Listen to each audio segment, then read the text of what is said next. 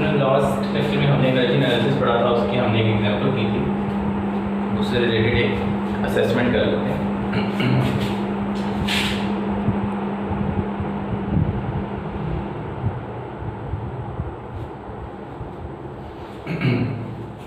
तो ये सर्किट है आपके सामने, इसमें कहता है at time t equals to 10 millisecond पे एनर्जी फाइंड करना। तो मेश एनालिसिस लगाते हैं इसमें। I1 की इक्वेशन क्या बनेगी?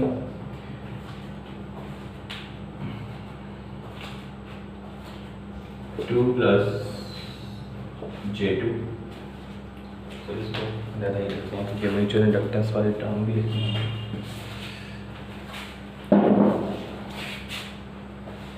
तो 2I1 प्लस J2I1। अब इसमें एक इंड्यूस्ड वोल्टेज भी है जो कि इस इंडक्टर में से करंट पास होने की वजह से इंड्यूस हो रही है, क्योंकि इसका फ्लक्स इससे इंटरेक्ट कर रहा है तो इसमें वोल्टेज इंड्यूस हो रही है। तो वोल्टेज किस करंट की वजह से हो रही है? I2 की वजह से। तो ये तो हमें पता है कि वो म्यूचुअल इंडक्टेंस J1 है, J1 I2 होगी, लेकिन साइन क्या होगा? साइन देखने के लिए हम क्या करते हैं, I2 डॉटेड टर्मिनल में इंटर हो रहा है तो इसका डॉटेड टर्मिनल पॉजिटिव हो गया, तो करंट जो है वो डॉटेड टर्मिनल में ही इंटर हो रहा है। मींस जो इसकी सेल्फ इंडक्टेंस थी उससे पोलैरिटी इसकी मैच कर रही है, तो इसका मतलब है ये ऐड होगी वोल्टेज। इसी तरह अगर हम इसको लिख लें 2 plus J2 I1 plus J1 I2 is equal to 12 angle 30 degree. इस तरह I2 की इक्वेशन क्या हो जाएगी? I2 की इक्वेशन में क्योंकि म्यूचुअल इंडक्टेंस किसकी वजह से पैदा हो रही है? I1 की वजह से, तो इक्वेशन में I1 पहले लिखने के लिए हम पहले म्यूचुअल इंडक्टेंस वोल्टेज ही लिख लेते हैं। तो किस करंट की वजह से इंड्यूस होगी? I1 की वजह से। I1 डॉटेड में इंटर हो रहा है, डॉटेड पॉजिटिव हो गया, तो I2 भी डॉटेड में इंटर हो रहा है, तो इसका मतलब है पॉजिटिव साइन आएगा। तो J1 I1 ये होगी म्यूचुअल इंडक्टेंस वाली टर्म प्लस J2 और माइनस J2 कैंसिल आउट हो जाएंगे, तो ये रह जाएगा 2 I2 J2 plus J2 minus J2 I2 से सिर्फ रह जाएगा 2 I2 इज इक्वल टू 0। तो यहाँ से अब हम फाइंड कर सकते हैं I1 और I2, लेकिन हमने फाइंड करनी है energy at t is equal to 10 millisecond. Frequency इस सर्किट में हमें गिवन है वो 60 हर्ट्ज है। तो पहले I1 और I2 फाइंड कर लेते हैं। लेट्स से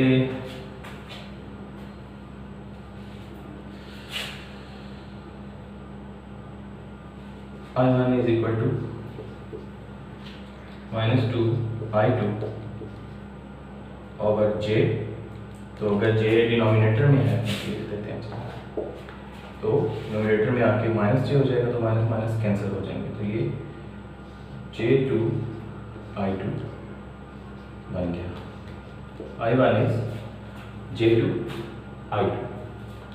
I1 की वैल्यू इस इक्वेशन में पुट कर देंगे, तो क्या बन जाएगा 2 plus J2 into I1 is J2 I2 plus J1 I2 plus J1 I2 is equal to 12 angle 30। तो यहाँ से I2 क्या आ जाएगा? I2 अगर कॉमन लें तो J4 minus 4 plus J is equal to 12 angle 30।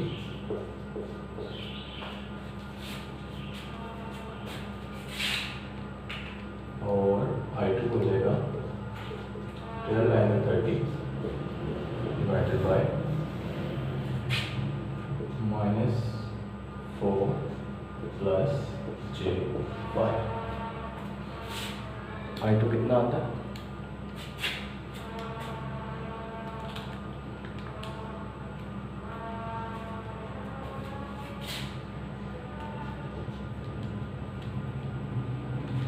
Follower में था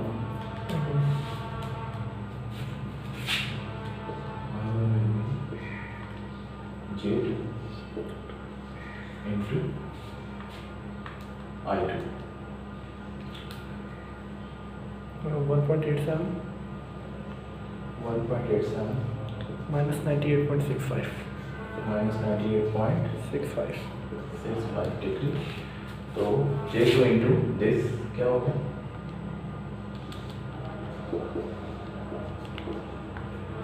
सॉरी, हाँ ठीक है, क्या हो गया? मल्टीप्लाई बाय J2 ये हो जाएगा 3.74 into minus 8.65 माइनस 8.65 8.65, ये हो गया I1 और I2। तो I2t किसके इक्वल हो जाएगा?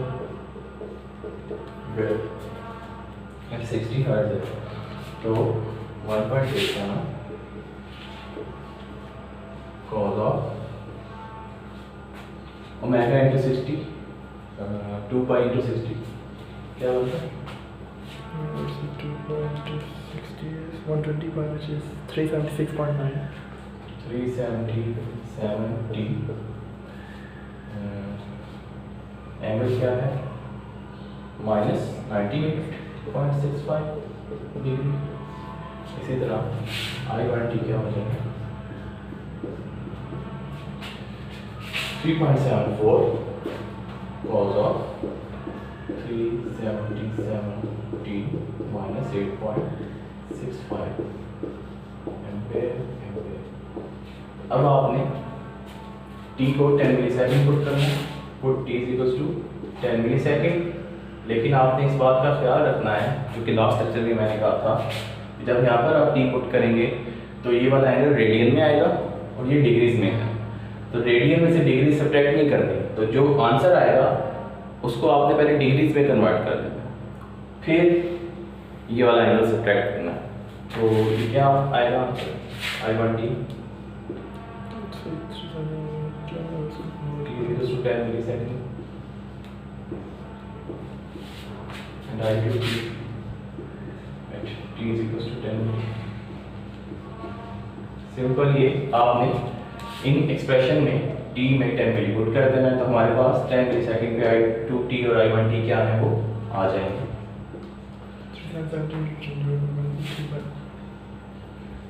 लेकिन पहले इसको डिग्रीज में कन्वर्ट कर लेना।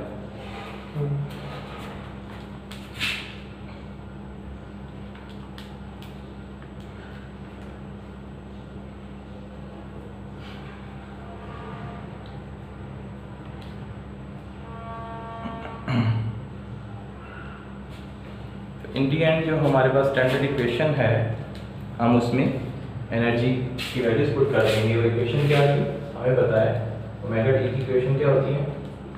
10 मिली क्या होगी? Half L1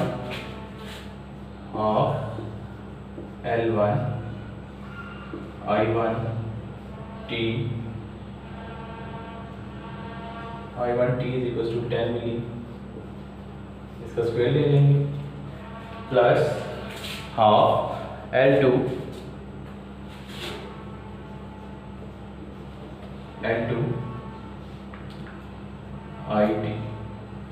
I2t is equals to 10 मिली, इसका भी स्क्वायर ले लेंगे।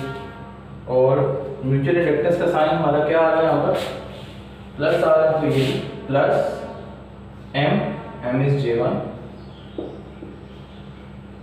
I1 I2 at t is equals to 10 milli. So I1 t is equals to 10 milli and I2 t is equals to 10 milli. तो ये क्या आ जाएंगे? I1t equal to 10 मिली, तो minus 3.32 आ रहा है। हमारा वो है मैं मान लिया। क्या आ रही है? -3.32 -3.32 ampere. Yes, this I2 I2 इसका आ रहा था 1.85 का।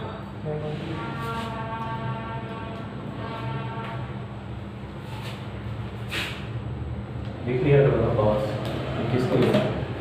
मैं I2 निकाली।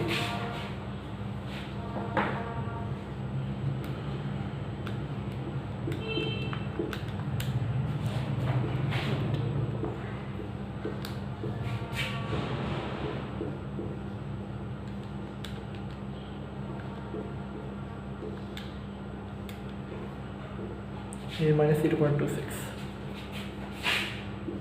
-0.26 एम्पियर। हाँ, -0.26 एम्पियर का स्केल प्लस J1 -3.32 -0.26। इसका आंसर क्या है?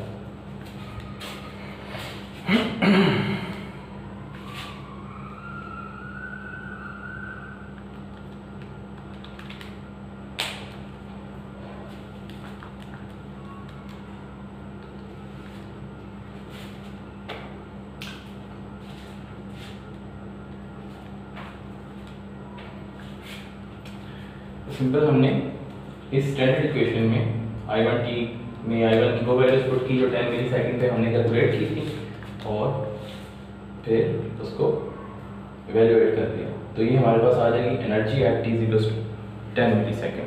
कहते हैं -10.09 I, J 10.0 I माइनस।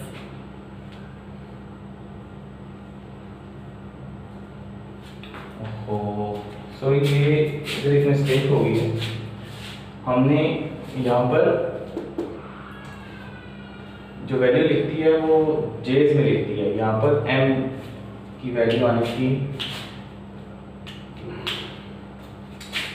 ये j omega m is J1, हमें m चाहिए था, j omega L1 is J2, हमें L1 चाहिए था। हमने L1 की जगह दूसरी वैल्यू पुट कर दी है।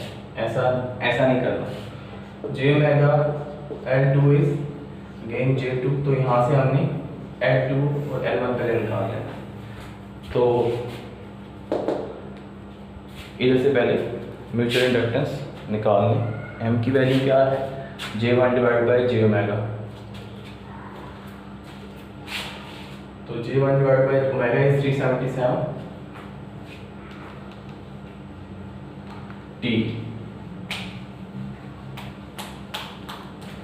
जो कैंसिल ओमेगा आंसर इज 2.65। अच्छा, अभी मैं आपको बता रहा था कि क्योंकि हमने इनकी फ्रीक्वेंसी डोमेन वाली वैल्यूज पुट कर दी हैं, ठीक है, हमने एक्चुअली इंडक्टेंस पुट करनी थी। तो j omega L1 is J2, j omega L2 is J2। तो यहाँ से हम L1 और L2 की वैल्यू निकाल लेंगे, वो आती है 5.305 दोनों की। तो हमने 5.305 पुट करना है यहाँ पर, 5.305, 5.305। इसी तरह mutual inductance j omega m is equal to J1, तो m की वैल्यू आएगी j divide by omega, omega is 377, तो 2.65। तो यहाँ पर 2.65 पुट कर। एक और ये कैलकुलेशन में मिस्टेक हुई है कि I1t को जब हमने 10 मिली सेकेंड पुट किया है तो ये आंसर नहीं आता, वो आता है I1 और I2 का 3.64 और 0.41 ये भी अपडेट कर लें। 3.64 0.41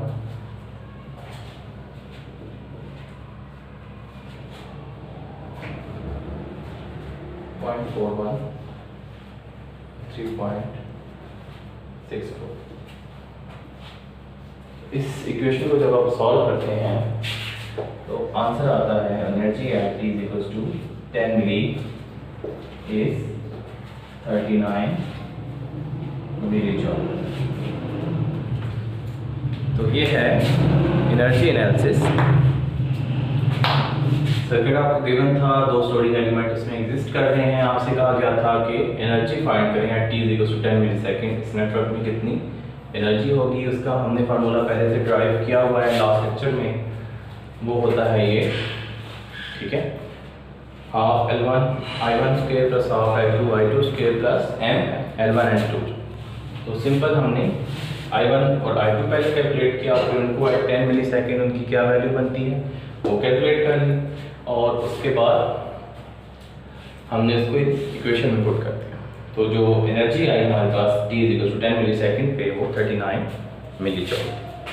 आई होप कि आपको ये क्लियर हो गया होगा।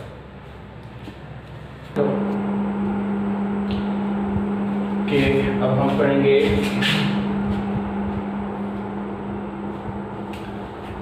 Ideal transformer. आइडियल ट्रांसफार्मर ये आपके सामने मैंने ड्रॉ किया है रखी, और नंबर ऑफ टर्न्स हैं, प्राइमरी है, सेकेंडरी है, और जो कोर के फ्लक्स है वो एक क्लोज पाथ में मूव कर रहा है। इस तरफ भी एक नेटवर्क है, इस तरफ भी एक नेटवर्क है, दोनों करंट डॉट में, डॉटेड टर्मिनल में इंटर हो रहे हैं। तो एक पहले हमने जो रिलेशन पढ़े हुए हैं वो आपको याद होगा, लैम्डा जो है n फाई के इक्वल होता है और v rate of change of flux linkage या लैम्डा के इक्वल होती है। तो अगर हम लैम्डा की वैल्यू पुट कर दें तो ये बन जाता है n/dt ऑफ फ्लक्स। तो वो रिलेशन हमने यहाँ यूज़ किया है। इसी तरह ये v/t किसके इक्वल होगा, प्राइमरी n1/dt ऑफ फ्लक्स। इसी तरह v2t वो भी फ्लक्स तो सेम, n2t/dt ऑफ फ्लक्स। अगर हम v1 और v2 की रेशियो देखना चाहें तो इसको डिवाइड करें तो वो बनता है n1 और n2। तो हमारे पास जो रिलेशन आता है v1 और v2 = n1 और n2। वोल्टेज ऑफ प्राइमरी और सेकेंडरी का रिलेशन हमने एक ढूंढा है नंबर ऑफ टर्न्स से, प्राइमरी और सेकेंडरी के नंबर ऑफ टर्न्स। या मैं इसको यूँ भी लिख सकता हूँ कि v1 = n1 n2 into v2, इसको हम 1 कह देते हैं। एम्पियर्स लॉ आपने पढ़ा होगा एसएससी में। Integral of magnetic field intensity, अगर हम इसको इंटीग्रेट करें close path travel by the flux तो वो होता है n1 I1 plus n2 I2। हम इसकी डिटेल में नहीं जा रहे, ये रिलेशन आपको याद होगा, अगर नहीं है तो देख लीजिए। तो फॉर आइडियल मैग्नेटिक को, क्योंकि हम आइडियल ट्रांसफार्मर पढ़ रहे हैं, तो आइडियल मैग्नेटिक को जो है वो H या मैग्नेटिक फील्ड इंटेंसिटी 0 होती है। अगर वो 0 है तो रिलेशन इक्वल टू 0 हो जाएगा, क्योंकि इंटीग्रेट करेंगे 0 तो इंक्लोज 0 आ जाएगा। n1 I1 plus n2 I2 = 0। तो इधर से जो ये हमने रिलेशन निकाला था वोल्टेजेस ऑफ प्राइमरी सेकेंडरी का नंबर ऑफ टर्न्स के साथ, यहाँ से हमारे पास एक रिलेशन आता है current of primary and secondary का नंबर ऑफ टर्न्स के साथ। तो I1 और I2 = -n2/n1। तो अगर इस इक्वेशन को हम मल्टीप्लाई करते हैं v1 से और डिवाइड कर दें n1 से इस वाली इक्वेशन को, तो हमारे पास बनता है ये v1 I1 plus n2/n1 v1 I2।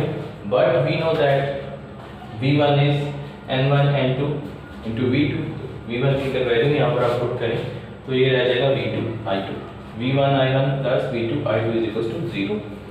अभी क्या होता है v इंटू आई, इतना पावर लॉस, ठीक है, पावर लॉस। तो हम ये बेसिकली प्राइमरी और सेकेंडरी का पावर लॉस इक्वल टू 0 आ गया। तो ये हमें क्या शो करता है कि आइडियल ट्रांसफार्मर जो है वो लॉसलेस है, इसमें कोई लॉस नहीं होता। तो ये रिलेशन हमारे पास बना था v1/v2 = n1/n2, और दूसरा रिलेशन बना था n1 I1 plus n2 I2, जिससे ये